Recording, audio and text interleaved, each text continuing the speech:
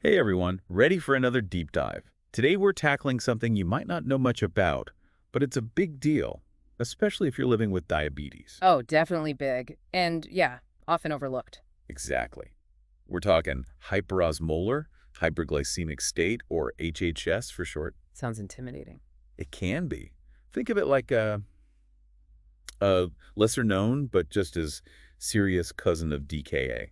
Makes sense. We're going to break down what makes it different from DKA, which we've talked about before, and why it can be so dangerous. It's sneaky, that's for sure. Totally. And most importantly, how to spot those early signs that something's up so you can get help quickly. Early recognition is key with this one, absolutely. Okay, so first things first, what exactly is happening in the body when HHS hits? Well, think of your blood sugar like a thermostat, right? It keeps everything running smoothly. Okay, I'm with you. HHS is what happens when that thermostat goes completely haywire. Blood sugar levels spike way too high. So high blood sugar, we know that's not good, but what's the big deal with HHS specifically? It's not just about needing a bit of insulin. These super high blood sugar levels, they set off a whole chain reaction. Like dominoes. Kind of. Okay. Your body gets severely dehydrated because it's trying to flush out all that excess sugar through your urine. Wow. So you're losing fluids like crazy. Exactly. And along with the fluid, you're losing essential electrolytes too. Electrolytes. That word always sounds so scientific. They're basically tiny electrical conductors. Okay. Think of them as messengers zipping around your body, making sure your nerves and muscles are working right. And when they're out of whack? Your whole system starts to go haywire. So we've got high blood sugar, severe dehydration, and electrolyte chaos. It's a recipe for disaster, yeah. Especially if it's not caught quickly, right? That's the scary part. Now, I know we've all heard of DKA, diabetic ketoacidosis. It's a serious diabetes complication too. How's HHS different? Are they basically the same thing?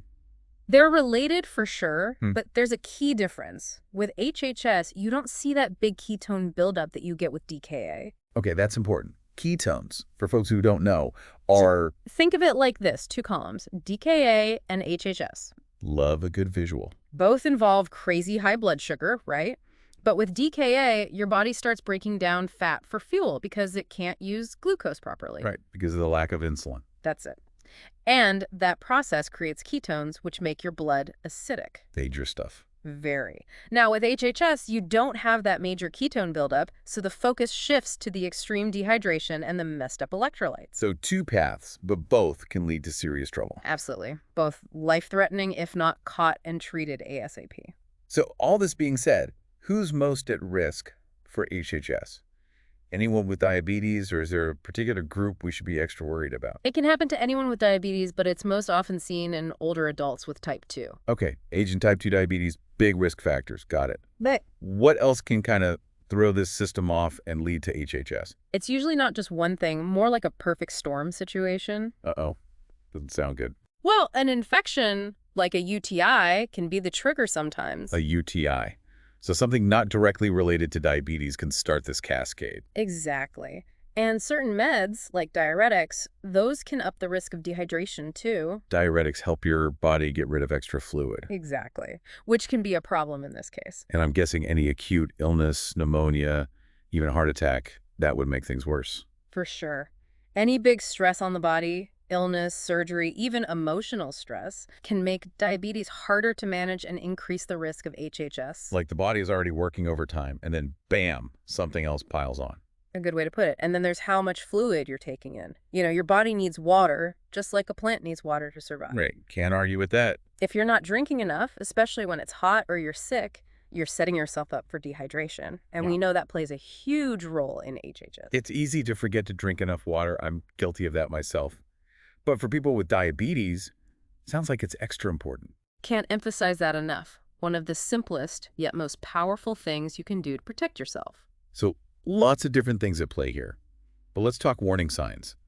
You said HHS can be sneaky. What should we be looking out for? Those little clues that something's off. That's the tricky part. HHS is a master of disguise because the symptoms often come on gradually, sometimes over days or even weeks. So easy to brush them off as just feeling a bit under the weather. Exactly. But that's why early recognition is so important. The sooner you catch HHS, the better your chances of a full recovery. Okay, tell me everything. What signs should we be looking for? Think back to that image of the body as a thirsty plant. feeling extremely thirsty, that's your body screaming for help. So if I'm constantly refilling my water bottle, it might be more than just a hot day. It could be. Hmm. And because your body's trying to get rid of all that extra sugar through your pee, you'll be running to the bathroom a lot. Got it. Extreme thirst, peeing more often, those are 2 red flags. What else? You might also notice your vision getting blurry. High blood sugar can affect your eyes, make it hard to focus. And as you get more dehydrated, you'll start feeling weak and tired. Those sound kind of general, though. Do they get more alarming as things progress? Unfortunately, yes. If HHS isn't caught early, those early symptoms can escalate. Your mouth and skin will feel dry, you might lose your appetite.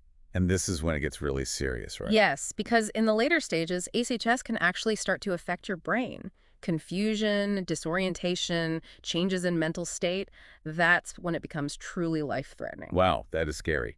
So let's say someone is experiencing these symptoms. What happens next? What's the treatment for HHS? The good news is, with the right care, HHS is treatable, but it usually means a trip to the hospital. We need to carefully bring everything back into balance. So more than just a pill or 2. It's a bit more complex than that. We need to restore the right balance of fluids, electrolytes, and blood sugar. It's like recalibrating a scale. Makes sense. Walk me through this rebalancing act. What actually happens? First, we give intravenous fluids. Helps rehydrate and correct those electrolyte imbalances. But we have to be really careful not to overload the system. Finding that Goldilocks zone. Not too much, not too little. Exactly.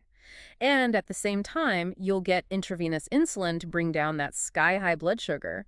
We're constantly monitoring and adjusting the dosage based on your blood sugar levels and how you're responding.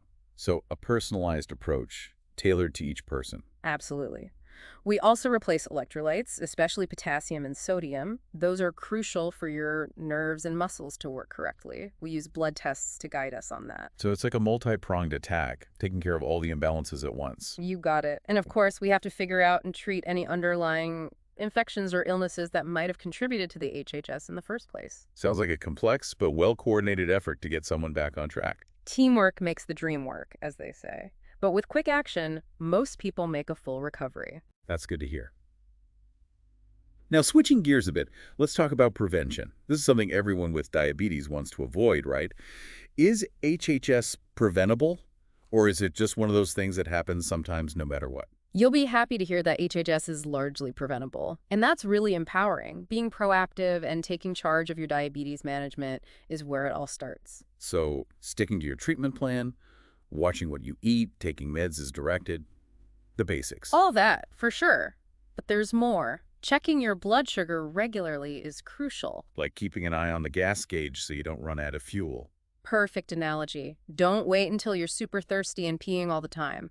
Stay ahead of the game by monitoring your blood sugar levels regularly. Don't ignore those early signs we talked about. Even if they seem small, your body's trying to tell you something, listen to it. And if you get sick, don't wait, get medical help. Early intervention is key. Being in tune with your body and speaking up for yourself. Absolutely. Knowledge is power.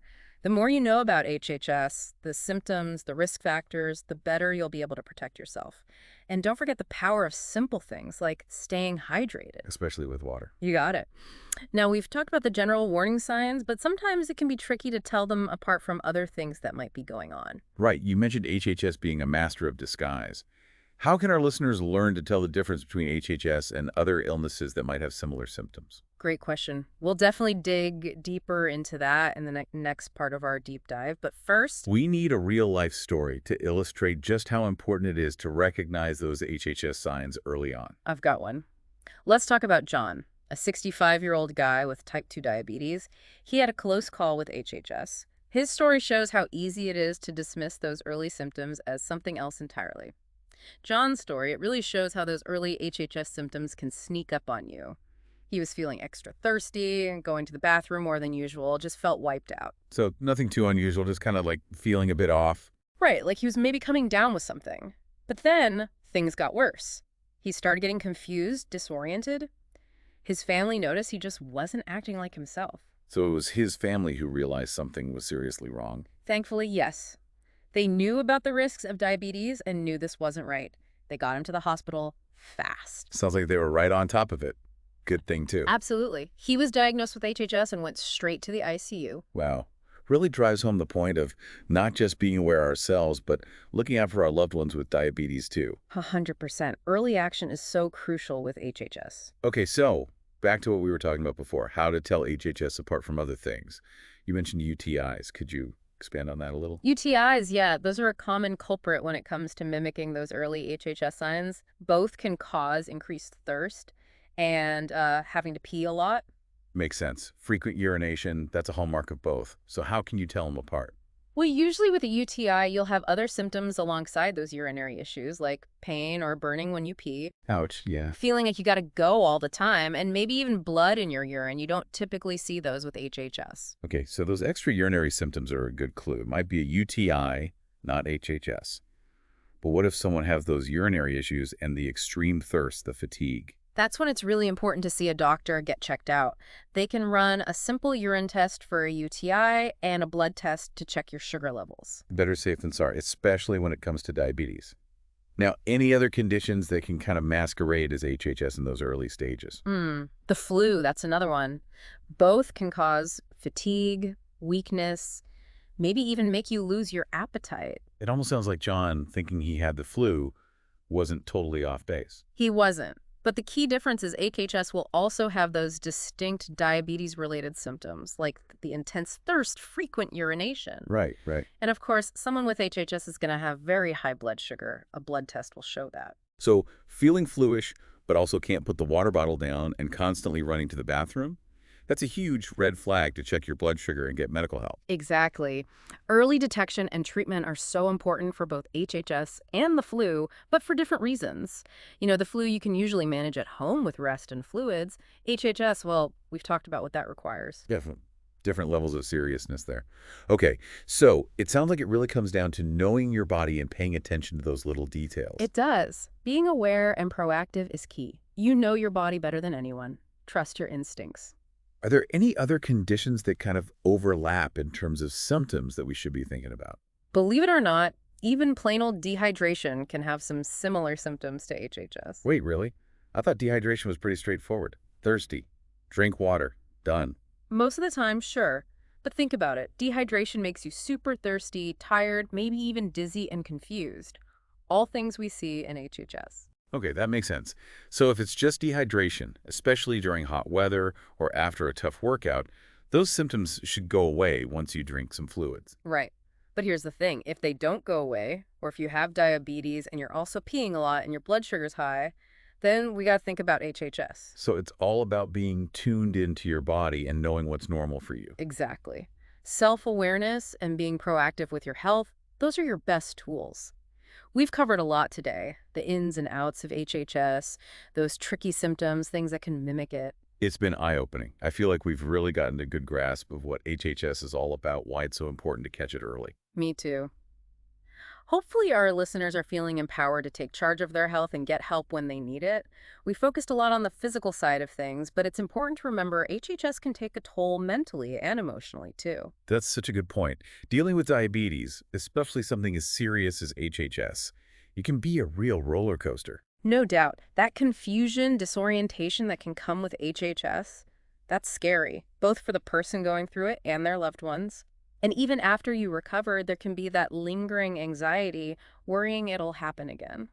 It's not just the physical stuff you got to manage, it's the mental, emotional side too. 100%. Figuring out what your triggers are, stress, certain foods, even the weather can make a big difference. And don't underestimate the power of talking to other people who get it. Support groups. Support groups, online communities, whatever works for you. It can make a world of difference knowing you're not alone in this. Yeah, that makes a lot of sense. Finding that community, it can be a game changer. It really can.